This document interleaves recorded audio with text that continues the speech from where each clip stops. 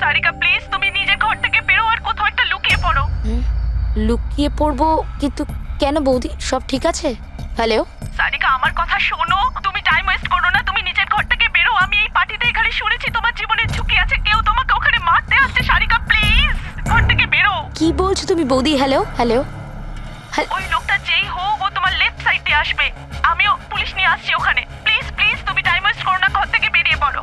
হ্যাঁ হ্যাঁ, কিন্তু বৌদি হ্যালো।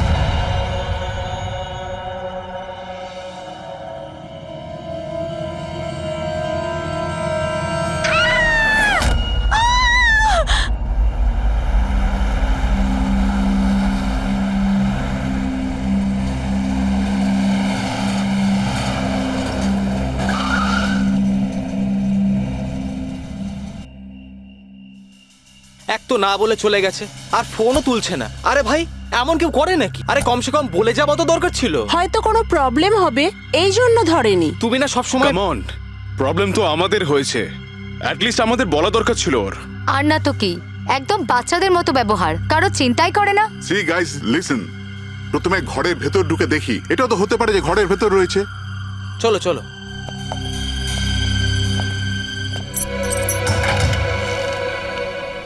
এখানে তো অন্ধকার কেন? আমি আলো জ্বালাচ্ছি।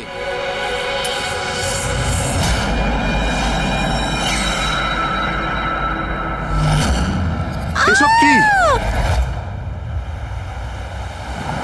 সারিকা, আমার আগে থেকেই মনে হচ্ছিল যে ওই মেয়েটার প্রাণের সংশয় আছে। এই কথাটা আমার হালকাভাবে নেওয়া উচিত হয়নি, ওদের ভরসা করাই উচিত হয়নি। তুমি এত কেন ভয় পাচ্ছ? হয়তো মেয়েটা ঠিকই আছে।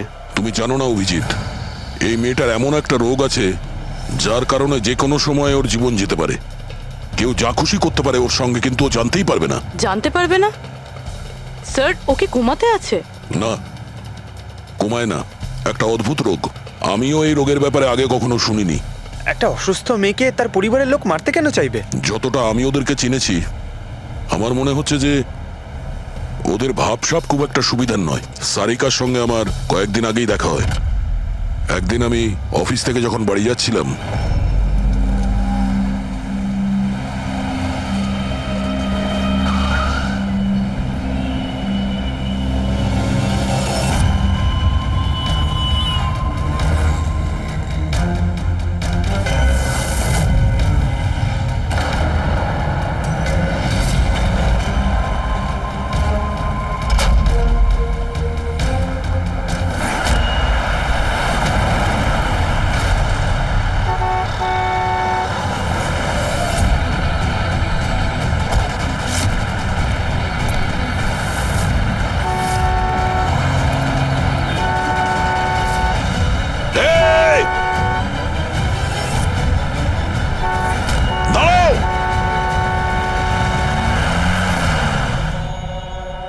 কি করছিলে তুমি?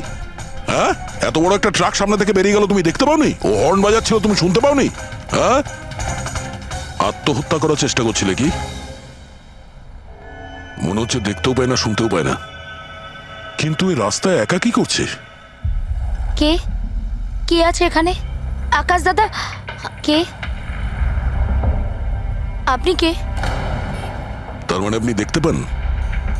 তাহলে আপনি আমি আর ওই ট্রাক দেখতে পাননি? চাপা দিয়ে চলে যেত আপনাকে যদি আমি আপনাকে না বাঁচাতাম। সরি, আমি সত্যি দেখতে পাইনি। সারিকা, সারিকা তুমি ঠিক আছো তো? সারিকা, তুমি একলা কোথায় চলে গেছিলে? তোমার যদি কিছু হয়ে যেত তাহলে? আমি আগেই বলেছিলাম আমরা প্রপার্টি দেখতে যাচ্ছি, ওকে সাথে করে নিয়ে যাওয়ার কোনো দরকারই ছিল না, কিন্তু আমার কথা কেউ শোনেই না। রজনী প্লিজ থামো তুমি। ইনি ঠিকই বলছেন, আমি নিজে দেখেছি। ওনার লেফট সাইড দিয়ে একটা ট্রাক আসছিল, উনি দেখতে পাননি। ও হর্ন বাজাচ্ছিল, শোনেনি। চাপা দিয়ে চলে যেত ট্রাক যদি আমি না থাকতাম। থ্যাংক ইউ দাদা, থ্যাংক ইউ ভেরি মাচ। হ্যাঁ দাদা, সত্যি ও ট্রাকের আবার শুনতেও পাইনি আর দেখতেও পাইনি। তার মানে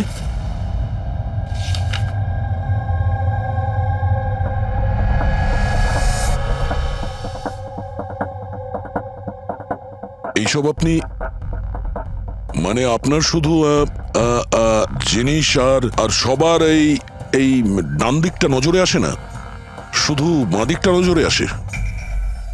হ্যাঁ স্যার। তার মানে এই মুহূর্তে আমি আপনার সামনে আছি, আপনি আমার অর্ধেকটা দেখতে পাচ্ছেন, আমার এই ডান দিকটা আপনি দেখতে পাচ্ছেন না? না স্যার, দেখতে পাই না। আমার যত কাছে কেউ থাকুক না কেন, যদি সে আমার বাঁ দিকে দাঁড়িয়ে থাকে তাহলে না আমি তাকে শুনতে পাই আর না দেখতে পাই স্যার।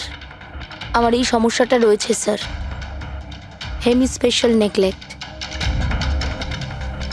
এই রোগের কারণের জন্য স্যার আমার মাথা লেফট সাইড রেজিস্টার করতে পারে না স্যার, শুধুমাত্র ডান দিকটাই বুঝতে পারি আমি স্যার।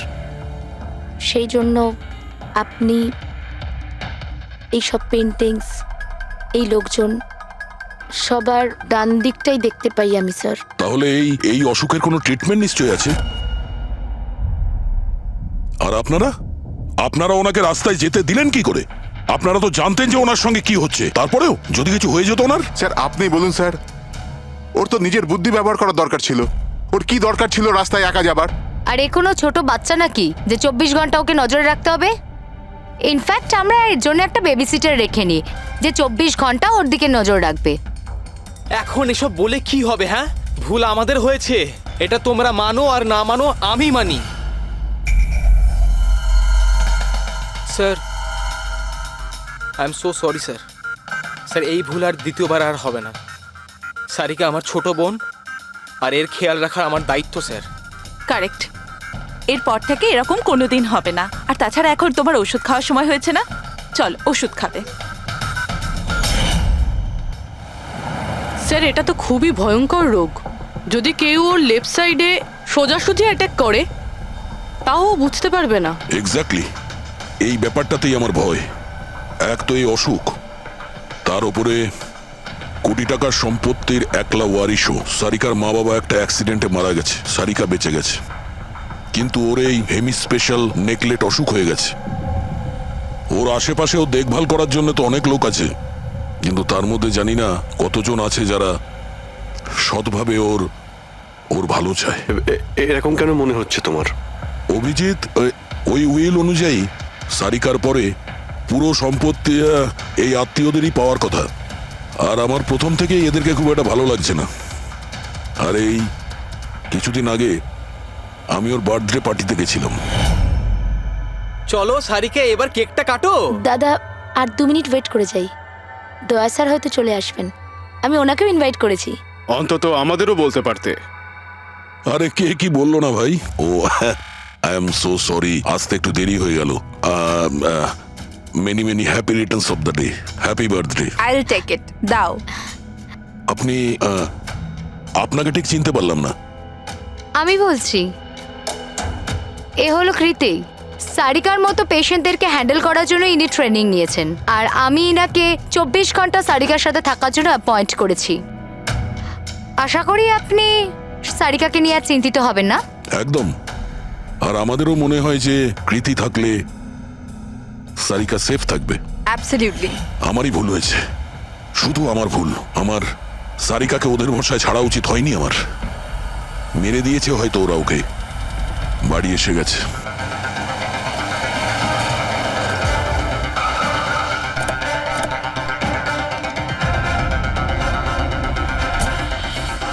কোথায় ও? হ্যাঁ, কি করেছো তোমরা ওর সাথে? স্যার আমরা তো জানি না কি হয়েছে, আমরা তো কিছুই করিনি স্যার। 1 মিনিট, কি হয়েছে কি এখানে? স্যার, ড্রয়িং রুমের অবস্থা দেখে আমরা এতটাই ভয় পেয়ে গেছি যে আমরা ভিতরে যাইনি। আগে এটা বলো, সারিকা কোথায়? স্যার আমরা কিচ্ছু জানি না, আমরা কিচ্ছু দেখিনি স্যার। আমরা এইসব দেখে ঘাবড়ে গিয়েছিলাম আর সোজা আপনাকে ফোন করেছিলাম। ঠিক আছে, আমরা দেখে নিচ্ছি। পঙ্কজ, এদের সবার স্টেটমেন্ট রেকর্ড করো, আর কাউকে ভিতরে আসতে দেবে না।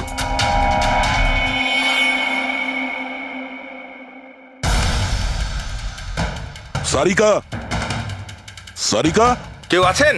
এখানে তো মনে হচ্ছে অনেক কিছুই হয়েছে। এত রক্ত তো কোনো একজনের হতেই পারে না।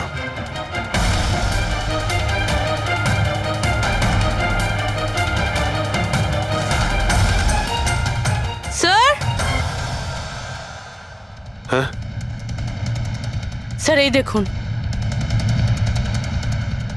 কেউ লুটপাট করার জন্য ঢুকেছিল, কিন্তু টাকা নিয়ে বেরোতে পারেনি। যেই ওকে বাধা দেওয়ার চেষ্টা করেছিল তার উপরেই আক্রমণ করে। স্যার, লাশ! সারিকা?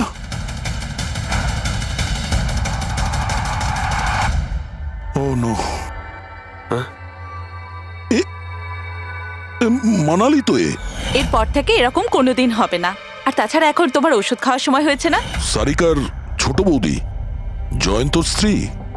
তাহলে ও কোথায় আছে?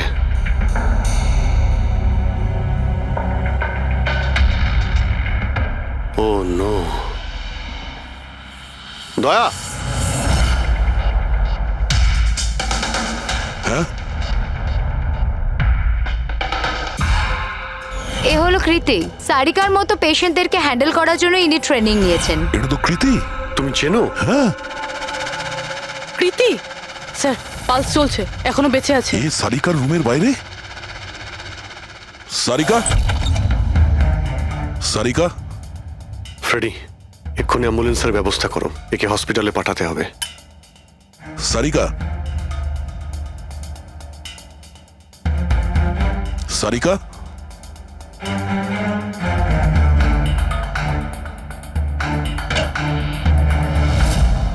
সারিকা? সারিকা? অভিজিৎ? না না না না না, কিছু নেই, কিছু নেই। Relax, আমরা relax. সিআইডি থেকে। এসো, রিল্যাক্স, বাইরে রিল্যাক্স, এসো, বাইরে এসো, বাইরে এসো। রবি, এসো। সাবধানে। তুমি ঠিক আছো তো? বসো, এখানে বসো। থ্যাংক গড একে পাওয়া গেছে। তুমি ঠিক আছো? সবাইকে মেরে দিয়েছে, সবাইকে মেরে দিয়েছে স্যার। এক মিনিট, এক মিনিট। কে করেছে এসব? কে ছিল সে? দয়া স্যার, কি হয়েছিল? স্যার সবাইকে মেরে দিয়েছে স্যার, কে? মেরে দিয়েছে, কে? কে মেরেছে? মেরে দিয়েছে স্যার। আমার মনে হয় এক্ষুনি একে হসপিটালে পাঠানো উচিত, ওর মানসিক অবস্থা ঠিক নেই। ওটাই ঠিক হবে, মনে হচ্ছে শক পেয়েছে। রবি, তোলো একে। ওঠো, ওঠো। আমার সাথে এসো।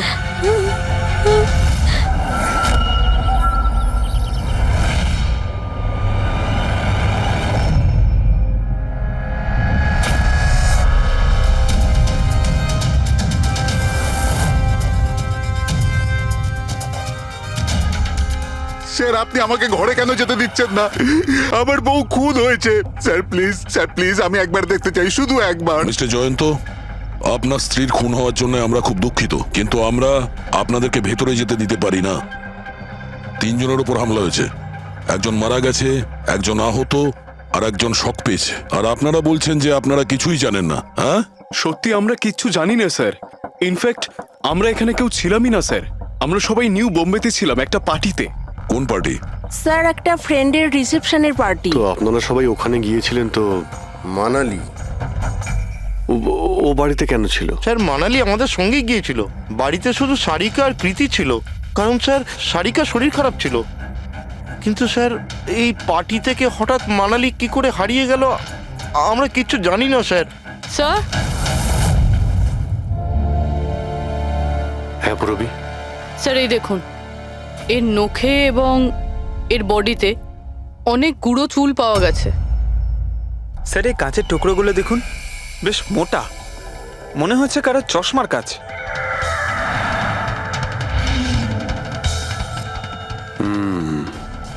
চশমারই মনে হচ্ছে। রেখে দাও সাবধানে।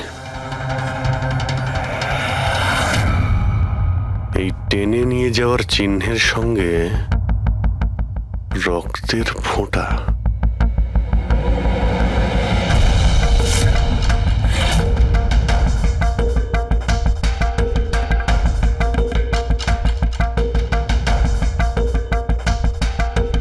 এখানে এতটা রক্ত, মানে এখানে এসে দাঁড়ায় আর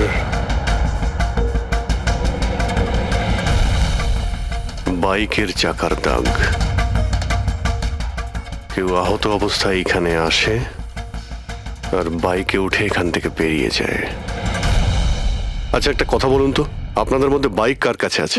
বাইক? না স্যার বাইক তো কারুর কাছে নেই, আমাদের সবার কাছে নিজের পার্সোনাল গাড়ি আছে স্যার। এই বাড়িতে টোটাল 5টা কার আছে স্যার। কিন্তু অভিজিৎ এটা কেন জিজ্ঞাসা করছো? কারণ কেউ খুবই আহত অবস্থায় বাইকে উঠে এখান থেকে চলে গেছে, আর আমার পুরো বিশ্বাস যে খুনি সেই। আই থিঙ্ক এর জবাব সারিকাই দিতে পারবে। ওর জ্ঞানটা একবার ফিরে আসুক। বাই দ্য ওয়ে, আপনাদের মধ্যে কি কারো চোট বা আঘাত লেগেছিল? আঘাত আমাদের? স্যার আপনার কথার মানে কি? আমাদের কেন চোট লাগবে? আপনারা আমাদেরকে সন্দেহ করছেন? যতক্ষণ এই কেসটা সলভ না হবে আমরা সবার উপরেই সন্দেহ করব। আর আপনারা যদি আমাদের সঙ্গে সহযোগিতা না করেন তাহলে আমাদের সন্দেহ আরো বেড়ে যাবে। হ্যাঁ, তাই প্লিজ কোঅপারেট।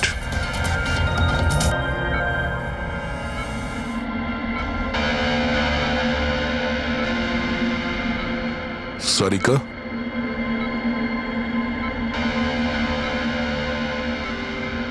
আচ্ছা তুমি কি ঠিক আছো? অভিজিৎ, সারিকা, দয়া স্যার। তুমি ঠিক আছো? স্যার মানালি বৌদি আর কৃতি স্যার। কৃতি ঠিক আছে, কিন্তু মানালি মারা গেছে। সামলে কৃতি।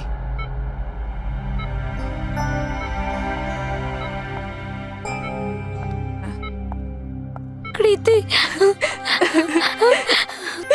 কৃতি তুমি ঠিক আছো তো? I am so glad you okay. Thank God তুমি ঠিক আছো।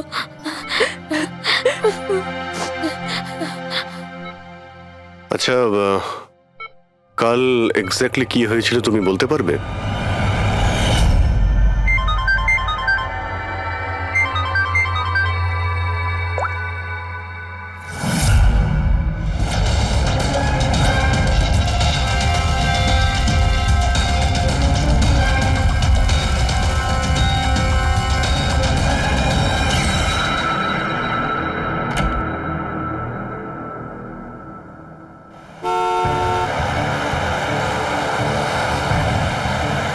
বৌদি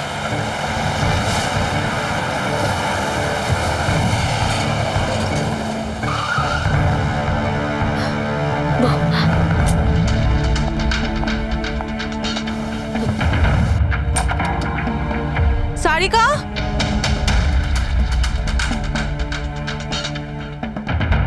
সারিকা, সারিকা কোথায় তুমি?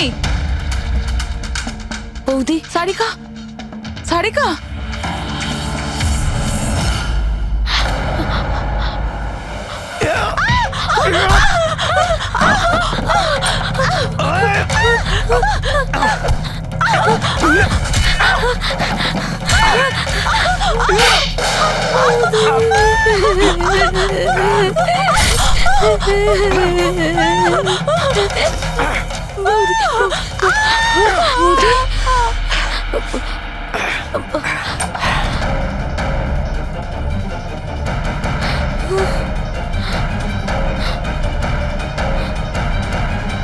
কৃতি কৃতি কৃতি। তো তুমি ওনার দরজাতে ধাক্কা দিয়েছিলে তো কৃতি, আপনি কি দেখেছিলেন? আপনার উপরে আক্রমণ কি করে হলো? সারিকার জোরে চিৎকারের আওয়াজ পেলাম, আমি তখনই ঘর থেকে বাইরে আসি। সারিকা, এইসব কি করে? কৃতি কৃতি সারিকা তুমি ঠিক আছো তো? কৃতি আমি আমি আমার রুমে। কৃতি আমি এখানে।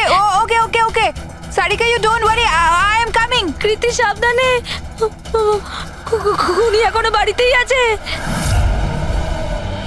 খুনি? সারিকা, তুমি ওকে দেখেছো যে কৃতির ওপর হামলা করেছে? হ্যাঁ স্যার, আমি দেখেছিলাম। সারিকা, সারিকা, কৃতি কৃতি। সারিকা, সেই মুহূর্তে তুমি যা যা দেখেছো সেটা তুমি একটা পেপারের ওপর আঁকতে পারবে? হ্যাঁ স্যার। যখন আমি ওনাকে মানালি বৌদির পেছনে দেখেছিলাম তখন খুব ভয় পেয়ে গেছিলাম। আমি শুধু ওই মুখটার একটা ঝলক দেখতে পেয়েছিলাম স্যার। যখন আমি আবার দেখি তো তখন আমি শুধু হাতটুকু দেখতে পাই। কৃতি আমার দিকে আসছিল আর তারপর পিছন থেকে হাত এলো, ওই হাতটা ওর ওপর হামলা করলো। লোকটা রেনকোট পরেছিল আর গ্লাভস আর একটা বড় চকমকি ঘড়ি, এই যে একেবারে সেরকমই হুবহু যেমনটা আমি দেখতে পেয়েছিলাম।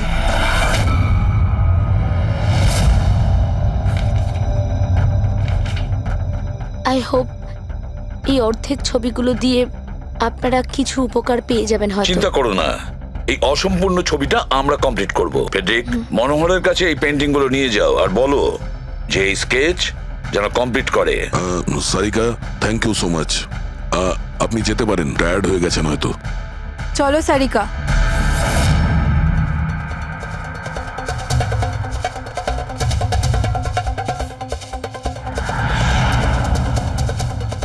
এই লোকটাকে তো আগে কখনো দেখিনি স্যার। হতে পারে শুধু এই কাজের জন্যই হায়ার করা হয়েছিল।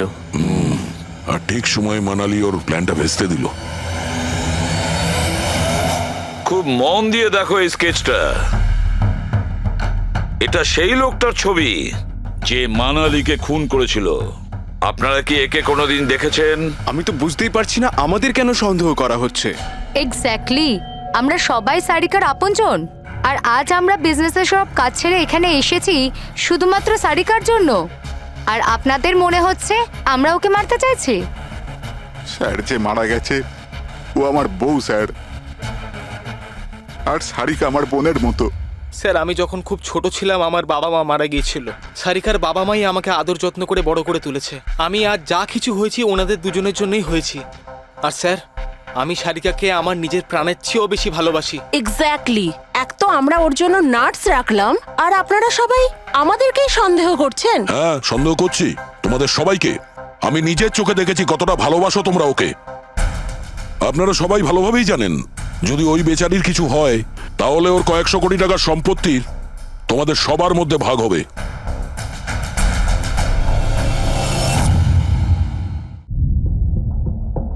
ওকে বাড়িতে রেখে তোমরা সবাই পার্টিতে গিয়েছিলে। ওখানে মালিনী কোনো কথা শুনেছিল যে কোনো খুনি ওকে মারতে চলেছে। মালিনী কাউকে কিছু না বলেই নিজে ওকে সাবধান করে আর চলে যায় সেখানে যেখানে খুনি মানালিকে মেরে ফেলে। আর যদিও পার্টিতে এই কথাটা শুনে থাকে তাহলে আপনাদের মধ্যে কেউ হবে? কেউ না? ঠিক আছে, তোমরা এখন যেতে পারো, কিন্তু একটা কথা ভালো করে মনে রাখবে, আমাদের কড়া নজর থাকবে তোমাদের উপরে। অভিজিৎ, দয়া, ও বলছিল মানালি ওকে ফোন করেছিল যে মানালি পুলিশ নিয়ে ওর বাড়িতে পৌঁছচ্ছে। এক্স্যাক্টলি স্যার, কিন্তু ও না আমাদের সঙ্গে কন্ট্যাক্ট করেছে না পুলিশের সঙ্গে। হতে পারে কেউ ওর পিছু নিয়েছিল, তাই হয়তো ও ভয় পেয়ে গিয়েছিল। একটা কাজ করি আমরা, পঙ্কজ, পুরবী, ওই পার্টিতে যে কয়জন লোক এসেছিল ওদের প্রত্যেকের নাম আর ফোন নাম্বার বের করো আর খোঁজ নাও ওই রাতে মানালির বাড়ির আশেপাশে ওদের মধ্যে কার ফোন অ্যাক্টিভ ছিল।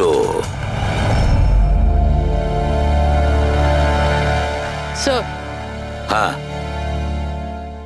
স্যার, ওই রাতে ওখানে 250 লোক ছিল, কিন্তু স্যার একজন হচ্ছে ঈশান। ওই রাত্রেও পার্টিতে ছিল আর ওখান থেকে ও সারিকার বাড়ির দিকে গেল যখন মানালি পার্টি ছেড়ে গেল। আর ফোন ওখানেই বন্ধ হয়ে যায় ওদের বাড়িতে। স্যার আর একটা আজব ঘটনা ঘটেছে। মানালি সেই রাতে ওই বাড়িতে ফোন করেইনি, বরং সেখান থেকে ব্যান্ড্রায় গিয়েছিল, কোয়াড্রাম, আর তারপর থেকে ফোনটা সুইচ অফ। মানালির সেল ফোন তোর কাছেই ছিল ওই ক্রাইম সিনে?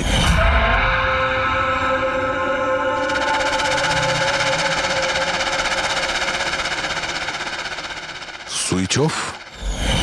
আচ্ছা, এমনটা নয় তো যে ওই ফোনটা আসলে ঈশানের ফোন, ভুল করে ওখানে পড়ে গিয়েছিল? মানে ঈশান সেই রাতে সারিকা ভিলা এসেছিল। ডাকো ওই ঈশানকে বিউরোতে। স্যার আমি করেছিটা কি? আমাকে এখানে কেন ডাকা হয়েছে? ঈশান, একটু আপনার চশমাটা খুলবেন? চশমা? স্যার এটা তো উইদাউট নাম্বারের চশমা, এটা তো আমি রেগুলার পড়ি না। ডক্টর সালুকের কাছে নিয়ে যাও এটা। স্যার আমাকে এটা তো বলুন আমি করেছিটা কি? আমরা আপনাকে এখানে মানালি মার্ডার কেসের ব্যাপারে ডেকেছি। ক্রাইম সিনে আমরা চশমার ভাঙা কাঁচ পেয়েছি। আপনার চশমাটাকে ওই কাচের সঙ্গে ম্যাচ করিয়ে দেখব। কিন্তু স্যার আমি তো ওই জায়গায় যাইনি। যদি তুমি নাই গিয়ে থাকো তাহলে তোমার ফোন ওখানে ওই ভিলাতে কি করছিল? আর মানালির ফোন তোমার বাড়িতে মান্দ্রাতে কিভাবে পৌঁছলো? ওই স্যার পার্টিতে আমাদের ফোন এক্সচেঞ্জ হয়ে গেছিল, কারণ আমাদের ফোন দুটো এক। কি হলো মানালি ম্যাডাম, আপনাকে চিন্তিত মনে হচ্ছে? চিন্তিত আমি? না তো, আসলে আমি ওই জয়ন্ত আর আকাশকে খুঁজছিলাম। আপনি ওদের কোথাও দেখেছেন? হ্যাঁ, ওরা দুজন ভেতরেই হবে। আসলে কি হয়েছে, এত চেঁচামেচি আর এই ডিস্কোতে আমি কিছু বুঝেই উঠতে পারছি না। আপনি প্লিজ আমাকে একটু হেল্প করে দেবেন ওদের খুঁজে পেতে? আমি ওদের ভেতর থেকে আপনার কাছে পাঠাচ্ছি।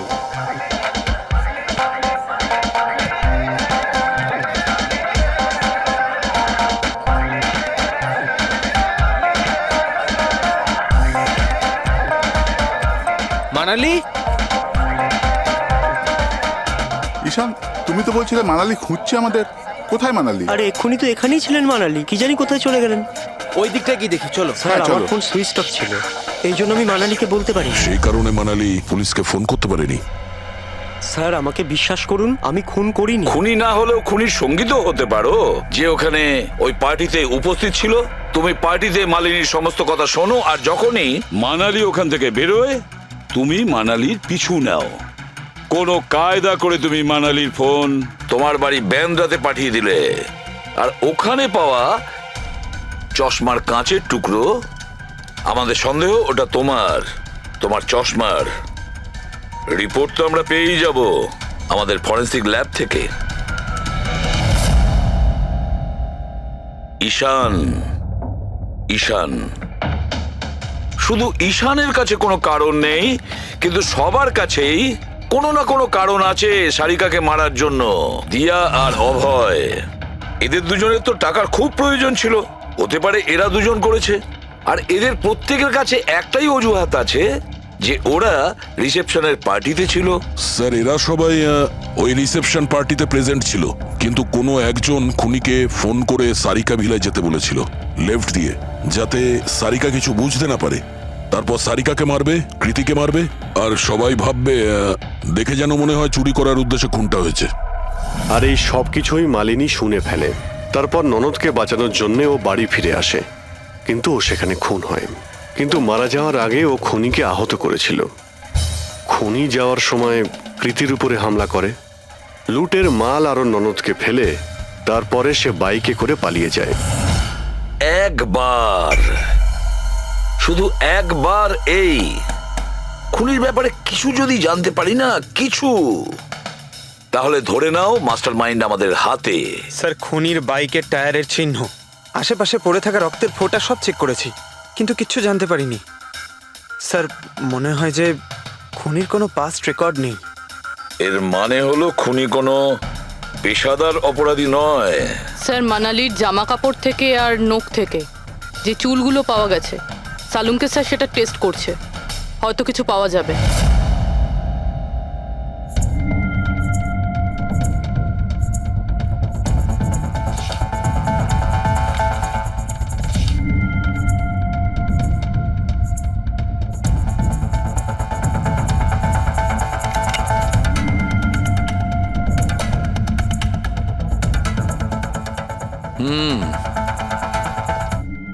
আমার আন্দাজ একদম ঠিক ছিল, এবার শুধু ডিএনএ রিপোর্টটা দরকার। হ্যাঁ সালুকে বস, হ্যাঁ একটা কথা ঠিক যে ঈশান খুনি নয়, কারণ ক্রাইম স্পট থেকে এই যে চশমার লেন্সের ভাঙা টুকরো পাওয়া গেছে, এইগুলো ঈশানের চশমার সঙ্গে ম্যাচ করছে না। এক তো ঈশানের চশমার পাওয়ার 0, আর দ্বিতীয়ত ঈশানের যে চশমাটা তার লেন্সগুলো একদম নর্মাল, কিন্তু এই লেন্সটা ফটোক্রোম্যাটিক, মানে রোদের সঙ্গে রং পাল্টায়। আচ্ছা, ওই যে রক্ত পাওয়া গিয়েছিল ওই বাইকে টায়ারের মার্কের কাছে, সেটা কি খুনির রক্ত? হ্যাঁ, ওই রক্তটা খুনিরই, যার বয়স 25 থেকে 30 বছরের মধ্যে। আর মানালির নখে যে চুলটা পাওয়া গেছে ওটা নিশ্চয়ই খুনির। আসলে বস, হাতাহাতি করবার সময় চুল গোড়া থেকে উপড়ে আসে, অথচ এই যে চুলটা, এটা উপড়ে আসেনি, কাটা হয়েছে। আর এইটা দেখো স্ক্রিনে, যতগুলো চুল আছে সব আলাদা আলাদা রকমের। কোনো চুল সিধে, কোনোটা কোঁকড়ানো, আর ওগুলো রং দেখো, প্রত্যেকটা চুলের রং আলাদা। কোনোটা কালো, কোনোটা ব্রাউন, কোনোটা ডার্ক ব্রাউন, আর ওই গোল্ডেনও আছে। এই চুলগুলো একটা লোকের হতেই পারে না। আলাদা আলাদা লোকের চুল? হ্যাঁ দয়া, এই চুল থেকে আমরা বিভিন্ন ধরনের কেমিক্যাল পেয়েছি, যেমন হচ্ছে কেরাটিন, ফিফটাইন, আরো অনেক কিছু। আমার মনে হচ্ছে না যে এই চুলগুলো কোনো একজন লোকের মাথার চুল। Hello, oh good, very good, thank you very much, good news, bye. DNA টেস্টের রিপোর্ট, এই রিপোর্ট এই বিষয়টা কনফার্ম করছে যে এই যে চুলগুলো সেগুলো কোনো একজন ব্যক্তির চুল নয়। যে লোকটার ড্রেসের ওপর আলাদা আলাদা চুল আছে, আলাদা আলাদা লোকের কাটা চুল, সেই লোক কোনো বড় সেলুনে কাজ করে, হেয়ার স্টাইলিস্টের।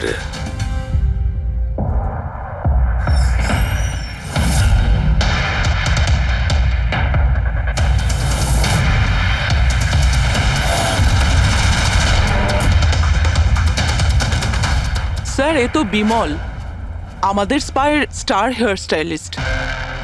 স্যার, এখানে যেই আসুক না কেন সবাই ওর কাছেই হেয়ার স্টাইল করতে চাইতো। কিন্তু স্যার, এই কিছুদিন ধরেই হলো এই টাকা পয়সা নিয়ে ভীষণ চিন্তিত থাকতো। এর জুয়া খেলার খুব অভ্যাস ছিল। কিন্তু স্যার, এ খুন করবে এটা স্যার আমি একদম ভাবতেই পারছি না। যাই হোক, এখনো কোথায় আছে বলতে স্যার, পারবেন? একে এখন কোথায় পাবেন এটা আমি বলতে পারবো না, তবে কিছুদিন যাবত এখানেও কাজে আসছে না, আর না ও আমার ফোন তুলছে। আপনি ওর ফোন নাম্বার আর অ্যাড্রেসটা দিন আমাদের। হ্যাঁ স্যার, আমি এখনই আনছি।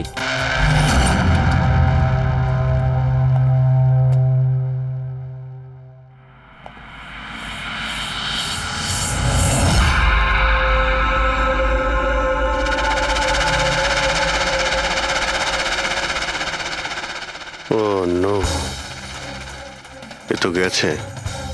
বিষ খেয়েছে। এখানে আঘাত লেগেছে, আর এই কাঁধেও নখের চিহ্ন। মানে এই হলো সেই যে মানালিকে খুন করেছে। দেখো কিছু পাওয়া যায় কিনা।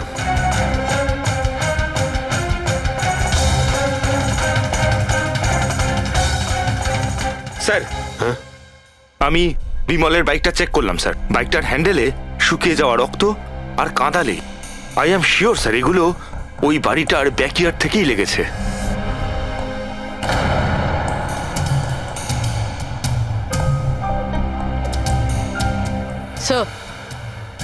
স্যার, এই ভেঙে যাওয়া চশমা আর এই রেনকোট পেয়েছি। রেনকোটে রক্ত লেগে আছে।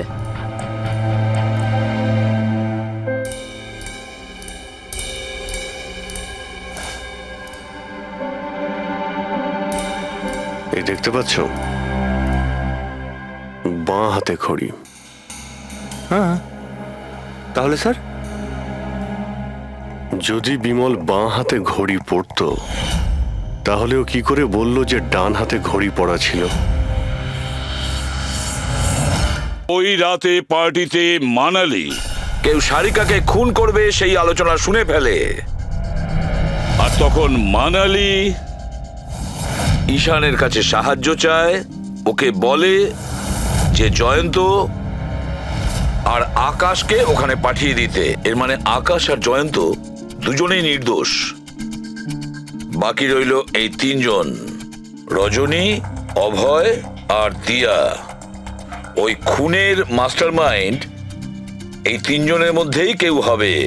আচ্ছা স্যার, ওই কলের অন্যদিকে কে ছিল? স্যার, ওই বিমল হতে পারে। না স্যার, আমি বিমলের ফোন রেকর্ড চেক করেছি। ওই রাত্রে ওদের মধ্যে কেউই বিমলকে ফোন করেনি। তাহলে অপর প্রান্তে কে ছিল সেদিন? ল্যান্ডলাইন? আচ্ছা, ওদের বাড়ির ল্যান্ডলাইন ফোন? হ্যাঁ, হতে পারে। ফ্রেডি, পঙ্কজ, একটু খোঁজ নিয়ে দেখো তো 11টার আশেপাশে ওদের ল্যান্ডলাইনে কেউ ফোন করেছিল কিনা। ওই মেয়েটার কথা অনুযায়ী খুনি ডান হাতে ঘড়ি পড়েছিল, যেখানে বিমল বাঁ হাতে ঘড়ি পড়েছিল। আরও এটাও বলেছিল যে খুনি যে রেনকোট পরেছিল সেটা ব্লু কালারের ছিল, কিন্তু আমরা বিমলের বাড়ি থেকে যে রেনকোট পেয়েছি সেটা কালো ছিল। হতে পারে সারিকা কিছু ভুল করেছিল, ঠিকমতো দেখতে পাইনি ও। স্যার স্যার ওই রাতে 11:30টার সময় ওই বাড়িতে কেউ ফোন করেছিল। কে ফোন করেছিল? আপনারা সত্যি বলছেন এই সব কিছুর পেছনে আমার নিজের লোকের হাত আছে? একটু অপেক্ষা করুন, সব জানতে পারবেন। স্যার আপনারা আবার কেন খোঁজ খবর নিচ্ছেন? একবার তো খোঁজ খবর নিয়েছেন। সেদিন প্রমাণ একত্রিত করার জন্য আর আজ কেস ক্লোজ করার জন্য। আপনি একটু অপেক্ষা করুন, এখনই সবকিছু জানতে পেরে যাবেন। স্যার পেয়ে গেছি। কিন্তু এটা তো সেই রেনকোটটাই যেটা ওই খুনি পড়েছিল। এখানে কি করে এলো? বলছি, তুমি বলেছিলে যে মানালি তোমাকে দৌড়ে এইখানে বাঁচাতে এসেছিল। কারণ ও ওখানে পার্টিতে শুনেছিল যে কেউ তোমাকে খুন করতে চায়। কিন্তু সে খুনি ছিল না, সেই ছিল যে এই পুরো প্ল্যানটা করেছিল। আর যার সঙ্গে ওর ফোনে কথা হয় সেও কিন্তু খুনি নয়, অন্য কেউ ছিল। সেই সময় এই বাড়িতেই সে তোমার সঙ্গে উপস্থিত ছিল। বাড়িতে? ওই সময় আমার সাথে কৃতি, কারেক্ট? এটা পুরো প্ল্যান ছিল।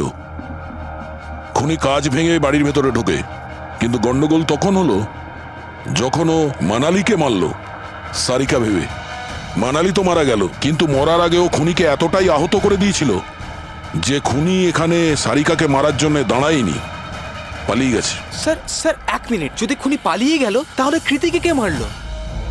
কারণ সারিকা নিজের চোখে কৃতির ওপর হামলা হতে দেখেছে। হ্যাঁ, আমি দেখেছিলাম।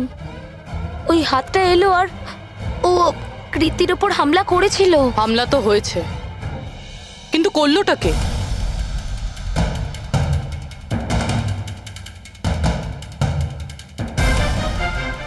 আপনারা সবাই আমাকে এভাবে কেন দেখছেন? এর উত্তর তো শুধু তুমিই দিতে পারবে কৃতি। ও রাত ঠিক 10:30টার সময় শুয়ে পড়েছিল। আর মানালি কাউকে ফোনে কথা বলতে শুনেছিল রাত 11:10 আর সেই ফোনটা এসেছিল এই বাড়ির ল্যান্ডলাইনে। কে রিসিভ করেছিল সেই কলটা? যদি আমরা এটা মেনেও নিই যে বিমল তোমার ওপর হামলা করেছে, তাহলে ও তোমাকে বাঁচিয়ে রাখলো কেন?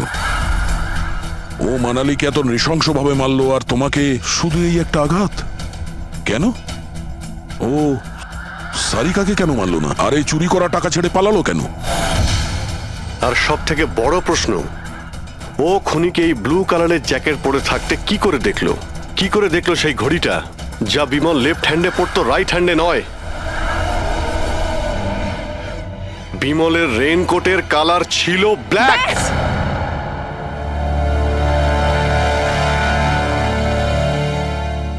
ঠিক চিনেছেন আপনারা। ওই হামলা আমি নিজেই করেছিলাম।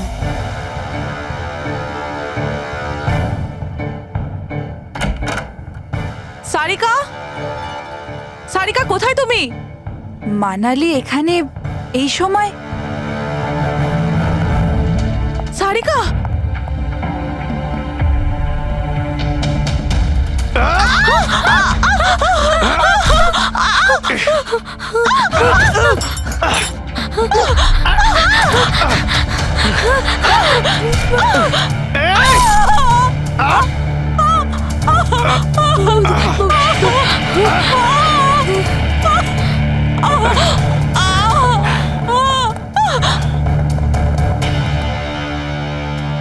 কৃতি,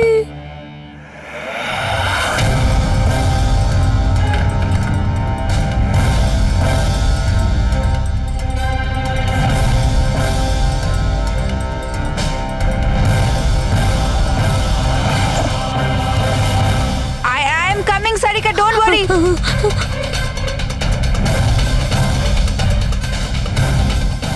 কৃতি, কারণ আমি চাইনি কেউ আমার উপর সন্দেহ করুক। আর তুমি যখন এত কিছু বলেই দিলে, তখন ওই মাস্টার মাইন্ডের নামটাও বলে দাও। হ্যাঁ, আর তুমি যদি বলো ওর নামটা আমি বলে দিই, যে মানালিকে মেরেছে আর সারিকাকে মারতে পারতো। কি রজনী দেবী? আপনি জানেন আমরা কার কথা বলছি? রজনী তুমি? হ্যালো, কিলার শার্প 11:30টায় পৌঁছে যাবে। সারিকার খেলা শেষ, যে কোনো মূল্যে করতেই হবে। ওই আমার বাকি টাকাটা? তুমি তোমার পয়সা পেয়ে যাবে। ওকে।